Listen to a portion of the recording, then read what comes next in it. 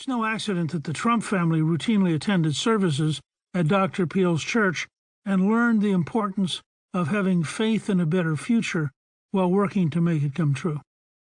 This combination of optimism about the future and a willingness to work, both as individuals and in voluntarily formed collaborations, was a key part of Alexis de Tocqueville's analysis in his 1835 classic, Democracy in America.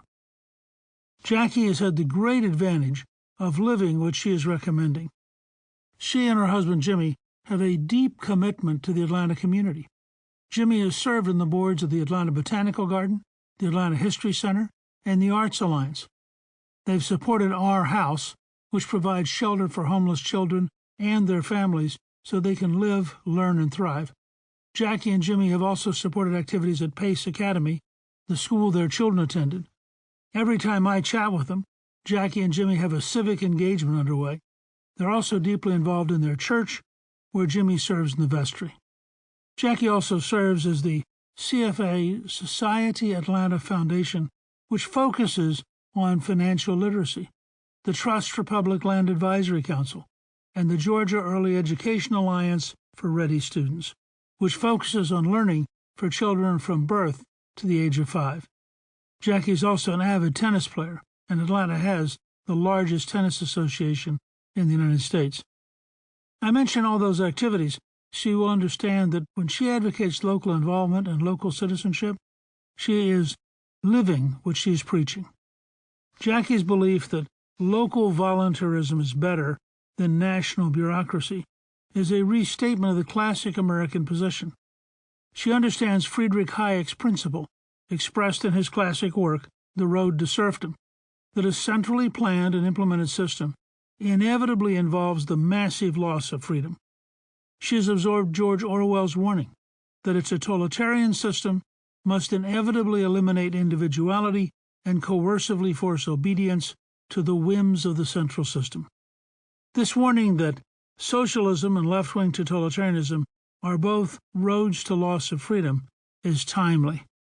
We have a younger generation that has not learned the lessons of history. We have a news media that does not want to describe the lessons of Venezuela, Cuba, Zimbabwe, and other economic failures pulled down by failed socialist ideas.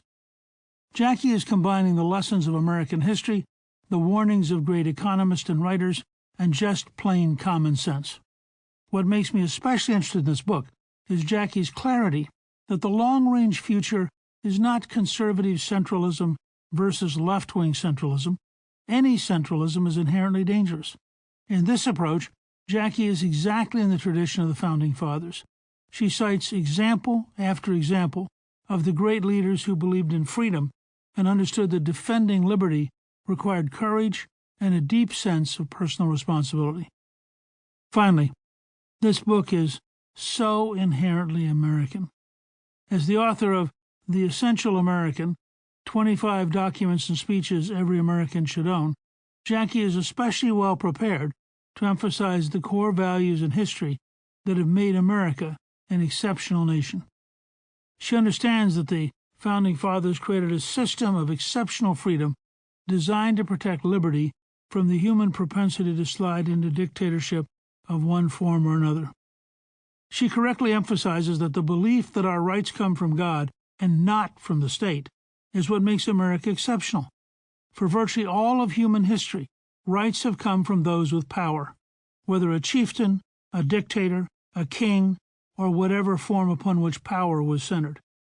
The generation that wrote the Declaration of Independence knew from their study of history that human institutions tended to decay, that power was corrupting, and that the powerful operated out of self-interest rather than patriotism. That founding generation believed its duty was to design a machine that could prevent tyranny. In 1776, in the Declaration of Independence, they first established that we owed our rights to God, not government. They insisted that we had been guaranteed life, liberty, and the pursuit of happiness by that God.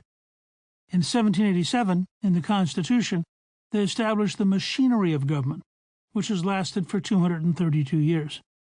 This machinery was deliberately made so inefficient that no would-be dictator could